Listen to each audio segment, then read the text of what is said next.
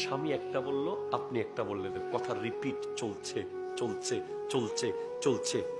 শয়তান তো সাগরের মাঝখানে সিংহাসন নিয়ে বসে আছে, সে তার লোকজন পাঠিয়ে রেখেছে ঘরে ঘরে। শয়তানের কর্মচারী এসে বলে, ওই জায়গায় আগুন লাগাইছি, আরে কিচ্ছু করস নাই, যা, এটা কোনো কাজ হইলো? অমুক জায়গার ফ্যাক্টরি ধ্বংস করে দিছি, আরে কিছুই হয় নাই। দুই ভাইয়ের মধ্যে ঝগড়া লাগাইছি, কিচ্ছু করস নাই, বেটা ছোট কাজ, এই তুই আয়, কি করছিস ক।